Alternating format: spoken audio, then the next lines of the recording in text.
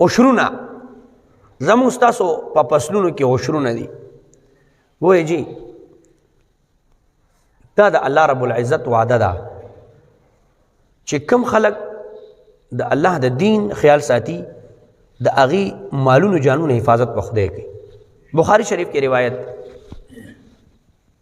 نبی علیہ الصلوۃ والسلام مبارک فرمای چې یو سړی هغه به خپل باغ چې به کله فصل راغی نو 3 حصې به یو حصه به واپس په باغ او په پټیو لګوله ځکه په دې هم خرچه کېږي، او یوه حصه به په خپل اهل و عیالو باندې ولګوله، او یو حصه به غریبانانو کې تقسیم کړه.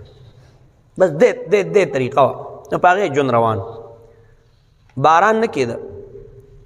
په آسمان کې یو کس وایي چې یاره ما آواز واورېده چې اوریځه کې بخاري شریف کې ور روایت ته هم کتاب دیم نه چې یاره د اوریځې ته وایي چې ته لاړ شه او د پلانکي په باغ باندې نوم یې واغېسته، په هغې باندې وورېږه.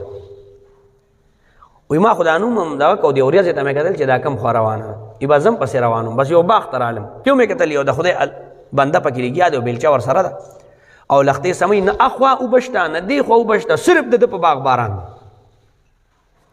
وي زه ورنږدې شم، وی هغه خو اول ما باندې ځان داسې ناغرضه ځکه هغه هم پوه خو بیا مې ورته وویل چې نه رو رستا وه خو نوم خو ما په اوریاس کې واورېده څه عمل کې. وی هغه راته داسې وي چې دا خو داسې کار کوم په یو ځای باران ني په یو ځای کې اوبه ني په مای.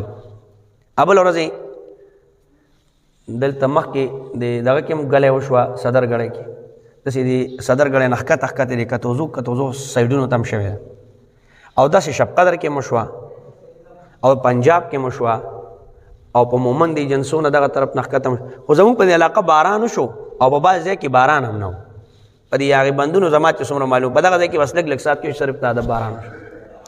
اوس دا د الله قدرت نه دی چې یو ځای کې باران نه کوي بل ځای کې تش لږ لږ ساس کې کوي، بل ځای کې ښه باران کوي، بل ځای کې ګلی وړه کوي، او بل ځای کې سمه کوي. نو لاړ شئ فصلونه وګورئ د غنمو فصلونه مکمل په ګلی کې بند پراته دي، او خرماڼو د الوچو د لوکاټونو ښه فصلونو هغې وال لاندې راوغورځول خرابې ترابې کړه. نو یو خو زموږ په ملک هسې هم د غنمو حال داسې دی او ښه د سیزن ټیم او دا د لو ټیم دی. په دې وخت کې چې په غنم باندې ګلی ورشي که نه نو بس تباه او برباد شي، خفه کېږو به نه. دې خلکو نه تپوس کول غواړي چې تاسو زکات ورکړی دی دا د خدای ځمکه راکړه دا زموږ ده.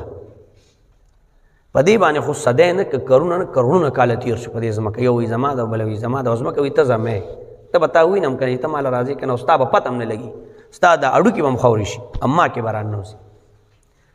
موږ زکات ورکوو نه ورکوو. عشر څوک ورکوي؟ بانو باندې ځان خلاصول. ته ما یو صاحب ته وویم لکه ته څنګه طریقه لرې د مال د زکات؟ وایي چې اخره کې سیزن شي که نه وي زه بیا د خپلو نوکرانو مزدورانو له ورکم، نو د ټوټو ګوړه ورکي او بیا مې د هغې نه معلومات کوي چې کومه څښاپي چنه ګوړه یا قره پسې راولي او هغه هم بوجۍ نی لږه لږی. نو په ایمان ووایه هر لسمې پسې یو بوجۍ ده، نو دا صرف د سیزن په آخره کې په یو بوجۍ باندې خلاصېږي. اوس په ایمان وایه داسې خلکو ته به په شته مال کې خوشحالي کم ځای کې میلاو شي. خوشحالي خو په مالونو کې نه ده، خوشحالي خو د الله رب العزت سره الا بذکر الله تطمئن القلوب. د الله په دین کې خوشحالي پرته ده، اسپم نی ورڅه به او ورڅه به اسپم نی، هر څه شته لاړل ختم شو. زموږ ډېر ملګري دي رونم دي علاقه ده ضرورت پیښېږي د چا مسایل کورونو کې بار د چا نوم پسې او د چا شکل و شباهت پسې او لباس پسې به نه ځي، د هغې په کورونو کې د ډوډو درک نه لګي، ډېر په مشکلاتو کې اخته دي او داسې قسمه لا علاج بیمارو سره مخته دي او اخته دي چې دا دعا کوي چې خدای مانه دا سل جره بزمکه څوکوالي خو چې د دې قهر او غضب نه خلاص او زما ستاسو په علاقو کې به 500 روپو مزدوري په صحت هم برابري خوشحاله به مي ښه مزېدار وخت به تېرېږي او پردو مالونو د غلطو د عشرونو د زکاتونو بوج به آخرت له په غاړه نه وړي خو ژوند دې تېرېږي که نه. نو بدقسمتي زموږ دا ده چې موږ په دې حواله سره ټرای نه ده کړې.